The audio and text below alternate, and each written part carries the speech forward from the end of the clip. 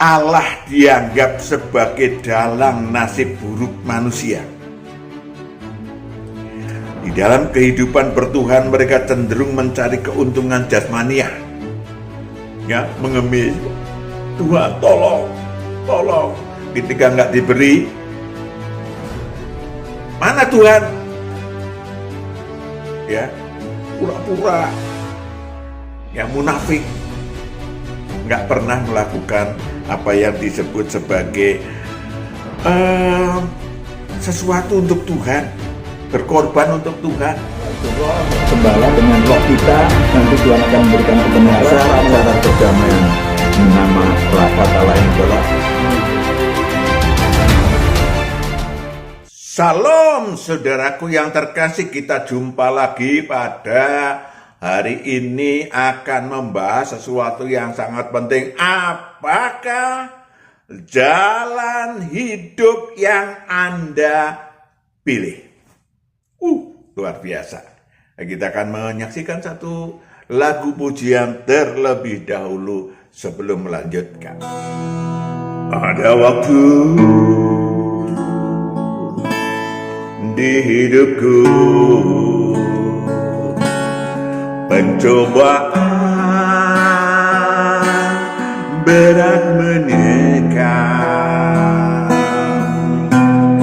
Aku berseru, mengapa ya Tuhan, nyatakan kehendak-Mu.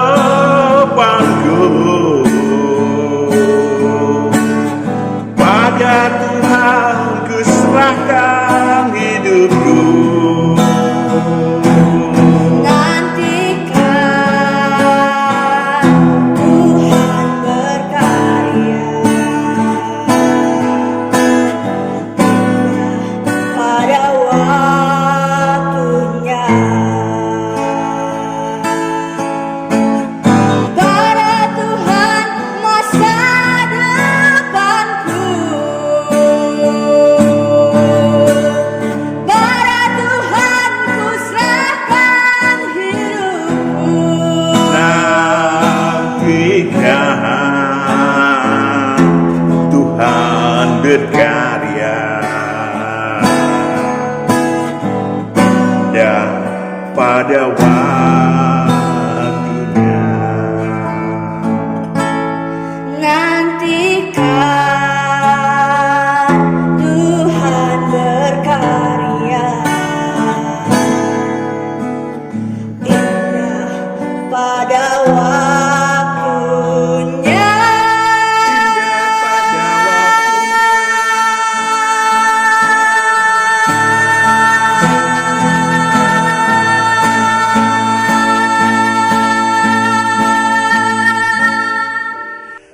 Saudara, ada dua hal yang perlu diketahui sebelum kita membahas makalah ini.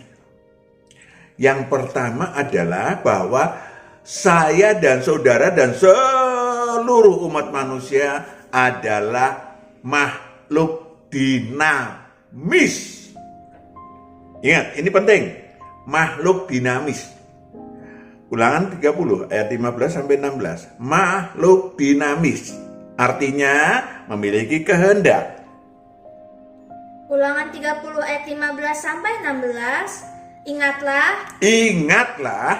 aku menghadapkan kepadamu pada hari ini kehidupan dan keberuntungan, kematian dan kecelakaan. Karena pada hari ini aku memerintahkan kepadamu untuk mengasihi Tuhan Allahmu Yes, mengasihi Tuhan Allahmu dengan hidup menurut jalan yang ditunjukkannya dan berpegang pada perintah, ketetapan dan peraturannya supaya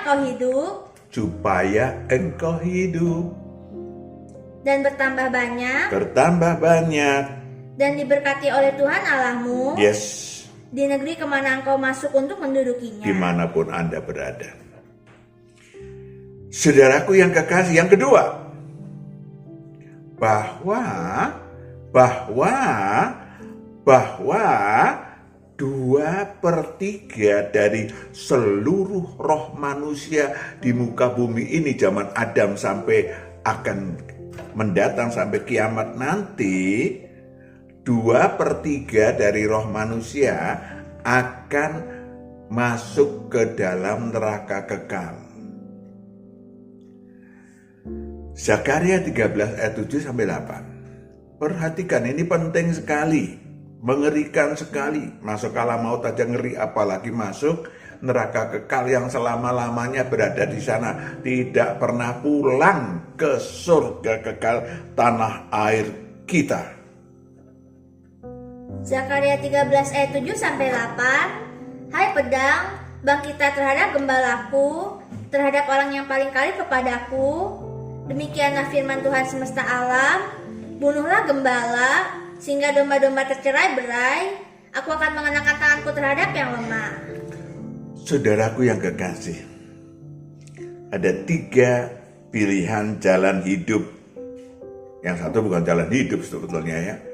Jalan hidup setiap manusia di hadapan Tuhan.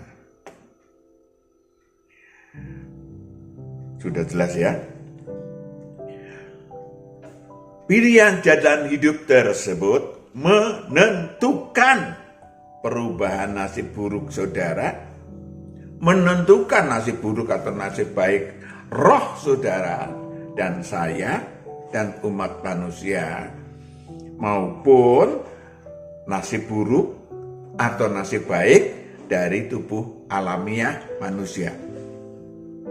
Ya, jadi bukan Allah yang menentukan. Tadi udah dibacakan bahwa saudara dan saya makhluk dinamis. Monggo silahkan memilih. Tuhan menganjurkan untuk hidup bersama di dalam perintah Tuhan. Ada 3 pilihan hidup. Maaf, yang pertama pilihan mati ya sebetulnya. Yang pertama adalah penghujat. Manusia yang menjadi penghujat. Tadi dibacain di Zakaria bahwa membunuh sang gembala. Ya, penghujat. Kata penghujat bermakna manusia yang memandang Tuhan sebagai yang sewenang-wenang. Matius 25 ayat 24. Matius 25 ayat 24. Kini datanglah juga hamba yang menerima 1 talenta itu dan berkata, Tuhan, aku tahu bahwa Tuhan adalah manusia yang kejam. Wow, Tuhan kok adalah manusia yang kejam, yang menuai di tempat di mana Tuhan tidak menabur, dan yang memungut dari tempat di mana Tuhan tidak menanam. Itu dia. Manusia penghujat semenakan itu, mereka sengaja atau nggak sengaja memiliki pilihan jalan hidup sebagai penghujat. Ya, mungkin kita tengok diri kita sendiri. Kalau kita mulai dengan sebentar-bentar menyalahkan Tuhan, semua salah Tuhan. Tuhan adalah dalang dari seluruh nasib buruk manusia, nasib buruk Anda, nasib buruk saya. Itu sudah termasuk golongan penghujat dan tentunya akan masuk rombongan 2/3 yang masuk neraka kekal. Maka saudaraku, sifatnya pada umumnya adalah manusia yang pemalas, bebal, bodoh rohani, munafik, pemfitnah, penghujat, penuntut, ya, penghakim sono sini. Allah dianggap sebagai dalang nasib buruk manusia. Di dalam kehidupan bertuhan mereka cenderung mencari keuntungan jasmaniah. ya, mengemis, Tuhan tolong. Ketika nggak diberi, mana Tuhan? Ya, pura-pura, ya munafik, nggak pernah melakukan apa yang disebut sebagai sesuatu untuk Tuhan, berkorban untuk Tuhan. Saudaraku yang kekasih, manusia-manusia demikian adalah manusia yang menghujat Tuhan, memaksakan kehendaknya kepada Tuhan, murtad. Murtad itu bukan pindah agama ya. Di dalam hal ini murtad adalah ikut Tuhan, kemudian pindah menjadi ikut iblis. Saudaraku yang kekasih, semua itu selaras dengan karakter buruk iblis. Ya, iblis punya karakter buruk yang sama. Ya, karakter buruk yang sama. Nasib tubuh alamiah maupun tubuh rohaniah mereka akan cenderung memburuk. Sebab Sang Pencipta difitnah dan dihujat. Ya. Tadi udah dibaca sebagian. Berbanding terbalik dengan manusia yang merasa mempunyai. Manusia yang terbiasa bersyukur, terima kasih Tuhan. Terima kasih mata saya bisa melihat walaupun cuma satu. Terima kasih walaupun remang-remang. Terima kasih tangan saya bisa menari walaupun tariannya kaku. Iya kan? Saya bisa berjalan walaupun pelan-pelan Tuhan. Manusia yang mempunyai. Ya kan? Markus 4 ayat 25. Markus 4 ayat 25. Karena siapa yang mempunyai, kepadanya akan diberi. Tetapi siapa yang tidak mempunyai, apapun juga yang ada padanya akan diambil daripadanya. Yes, maka manusia-manusia yang penghujat merasa tidak mempunyai, walau Sang Pencipta telah memberikan berkat kepadanya yang serupa dengan manusia yang lain. Saudara, bahkan orang yang udah lahir kembali ilahi pun ada yang demikian. Sudah mendapatkan kebenaran, sudah dapat kesembuhan. Ya, ada. Namanya murtad. Kepada yang tidak mempunyai, apapun yang ada padanya akan diambil daripadanya. Ya, saudaraku yang kekasih, itu yang tadi juga manusia-manusia yang sudah pernah mengecap karunia ilahi, tetapi orang-orang yang sifatnya demikian dan tidak disangkal atau dibuang, maka tetap aja akan menjadi manusia-manusia yang mulai murtad. Saudaraku yang kekasih, tadi Sang Pencipta yang pencipta, manusia penghujat itu yang pencipta difitnah dan dihujat. Yang kedua malas, penakut. Ya, malas. Ya, ayat 25, Matius 25 ayat 25. Matius 25 ayat 25. Karena itu aku takut dan pergi menyembunyikan talenta Tuhan itu di dalam tanah ini, terimalah kepunyaan Tuhan. Bagi para manusia demikian memang pemalas dan penakut, keinginan sudah dianggap iman. Saya kan mengimani. Mas, sampean baru menginginkan. Ya. Baru melangkah selangkah sudah menganggap 1000 langkah. Merasa dirinya lebih bijak. Padahal dia bodoh karena malas belajar. Sifat-sifat jelek pengemis menyertai sifat kemalasannya. Saudaraku yang kekasih, meminta-minta Tuhan tolong. Tetapi sesungguhnya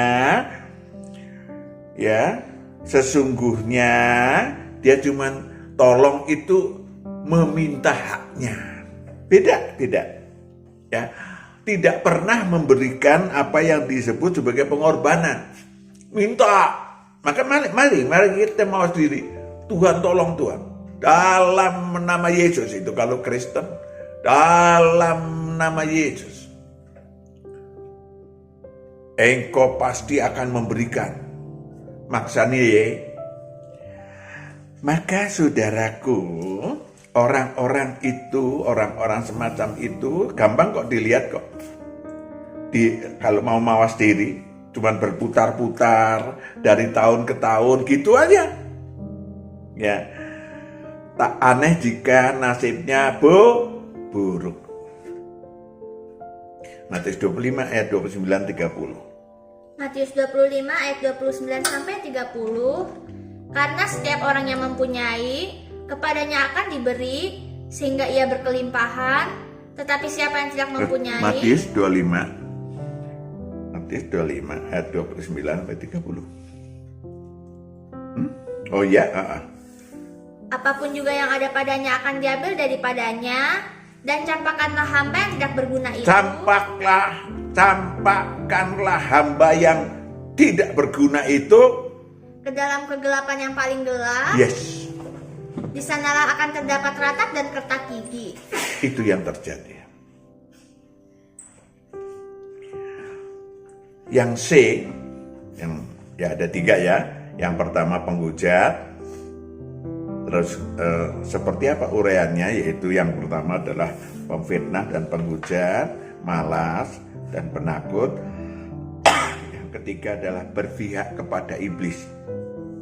Ya, manusia-manusia penghujat, manusia-manusia tipe itu mudah sekali direkrut oleh iblis. Mudah sekali ditawarin. Ya, kerajaan dunia. Ya, memiliki nasib baik bisa. Nasib baik itu alamiahnya, tapi rohnya dimasukkan ke dalam kerajaan maut oleh iblis. Ya, kasih kerajaan dunia, kuasa dan kemuliaan begini.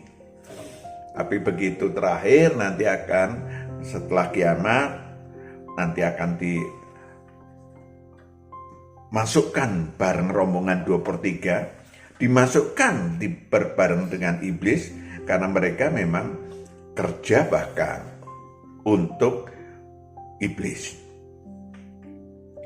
Yang kedua adalah penabur. Ya, penabur adalah pengerja dalam Taurat. Merupakan manusia-manusia yang melakukan perbuatan baik sesuai Taurat yang dianutnya. Mereka mencangkul dengan susah payah memang dan mendapatkan hasil buah rohani, tetapi memang tidak mudah. Kenapa? Ya karena memang yang pertama ada keinginan baik. Keinginan berbuat baik ada. Tapi roh jahat yang ada dalam dirinya, perhatikan. Roh-roh jahat yang ada di dalam dirinya itu menghalanginya. Sehingga keinginan tinggal keinginan. Ya, keinginan tinggal keinginan. Sampai-sampai dia bilang, aku manusia celaka.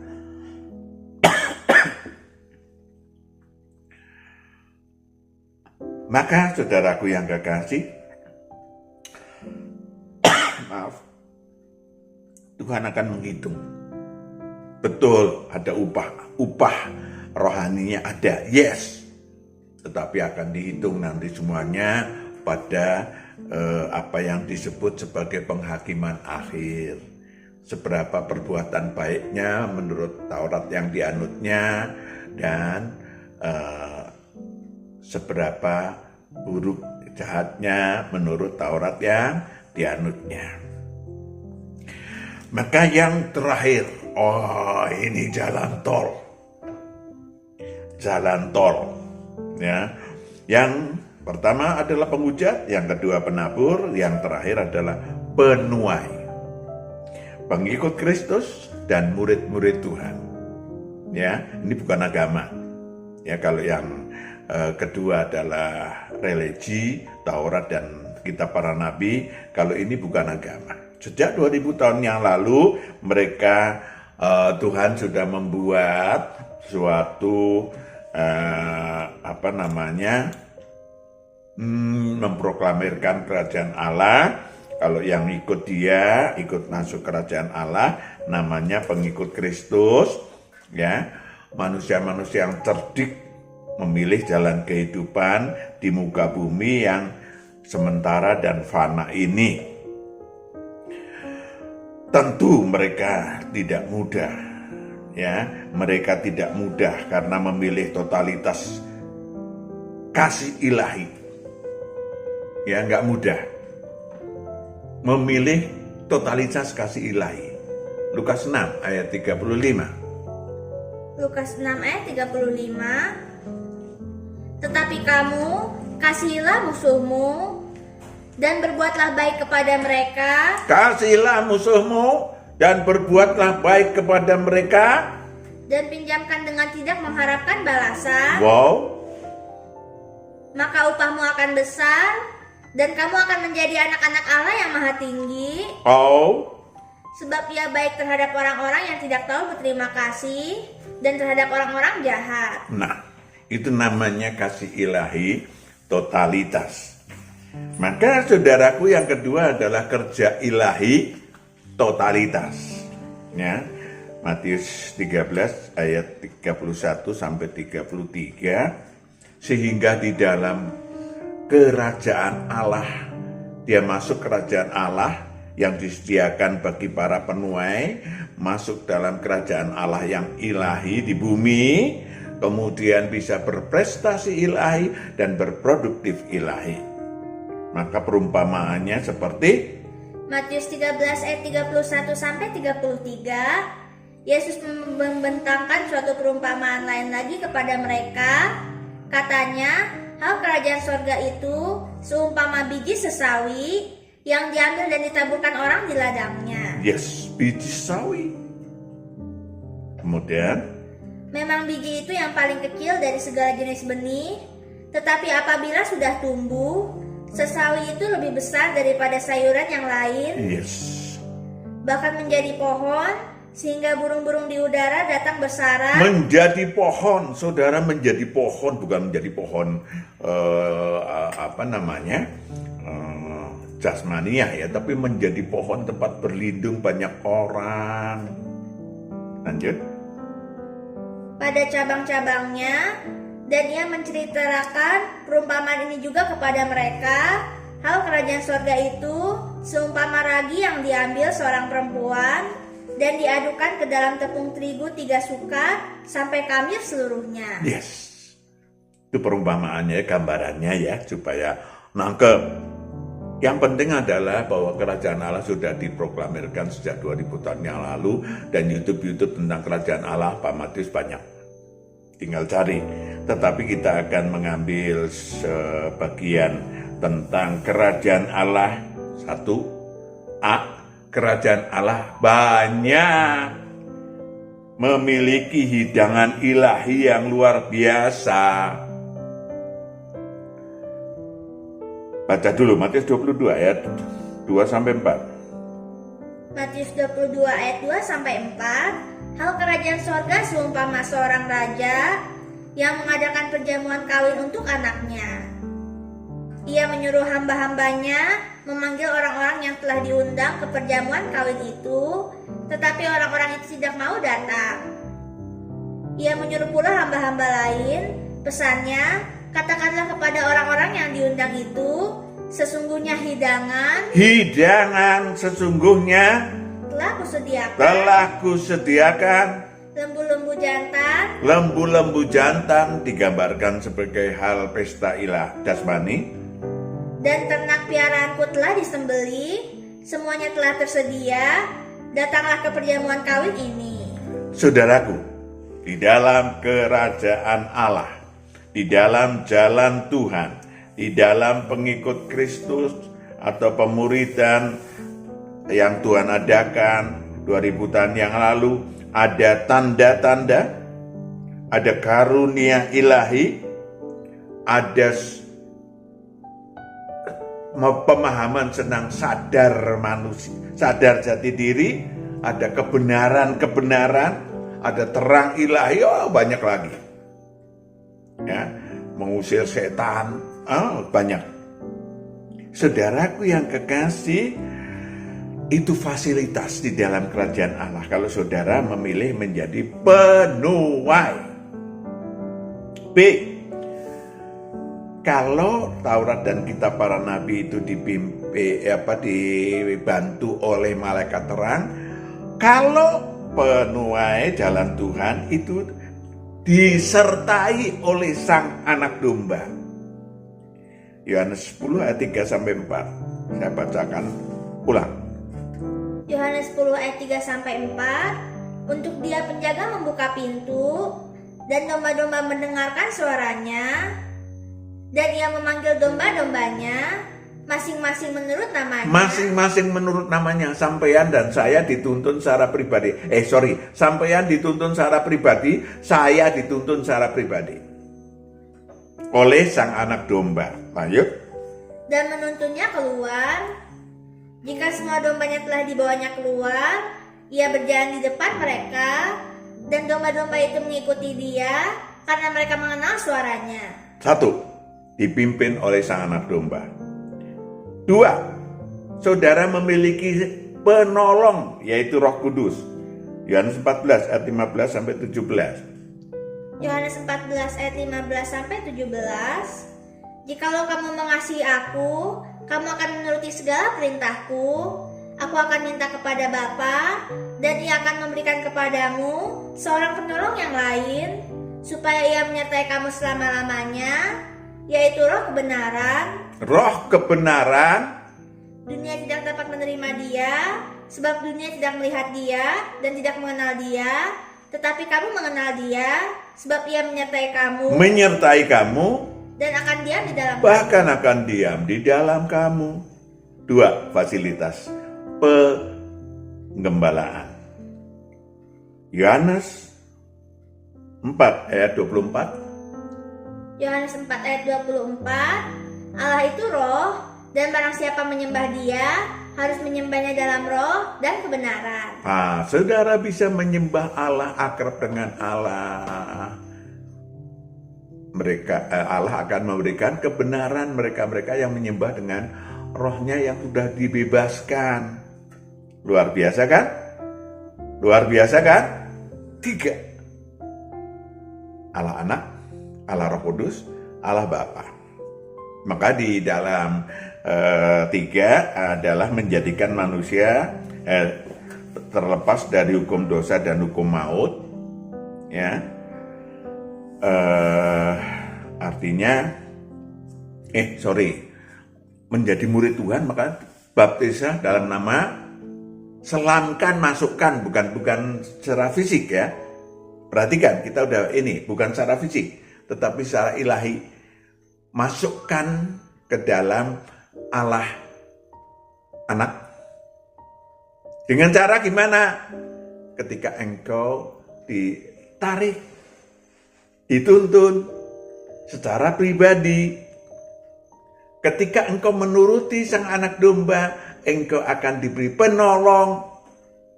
Ketika engkau dibebaskan rohnya, roh saudara bisa berhubungan dengan Allah. Itu namanya dimasukkan, dibaptiskan dalam Allah Bapa, Allah Anak, dan Allah Roh Kudus.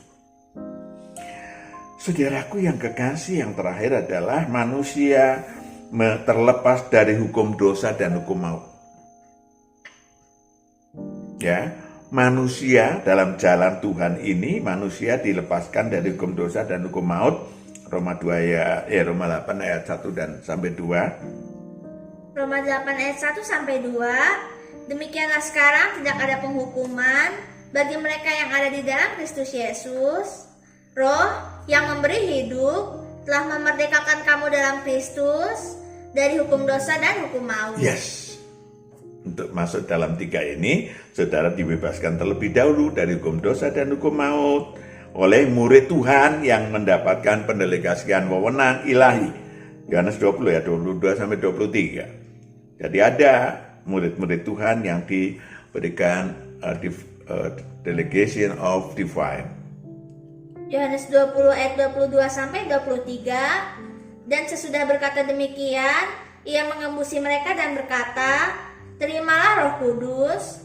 Jikalau kamu mengampuni dosa orang, dosanya diampuni, dan jikalau kamu menyatakan dosa orang tetap ada, dosanya tetap ada. Itulah pekerjaan murid-murid Tuhan. Amin. Sehingga saudara ke dalam jalan Tuhan memiliki strata ilahi yang tinggi dan probabilitas untuk masuk ke dalam surga kekal karena nama Anda begitu lahir kembali ilahi sudah terdaftar dalam buku kehidupan. Amin. Kita berdoa, Bapa di surga, anak-anakmu sudah mendengarkan dan memahami kebenaran-kebenaran yang Tuhan nyatakan dalam makalah ini. Mari Tuhan memeteraikannya dan Engkau yang menggembalakan anak-anakmu untuk memilih jalan yang Dia pilih, jalan kehidupan. Dalam nama Yesus Kristus kami telah berdoa syukur. Amin. Tuhan berkati. Shalom.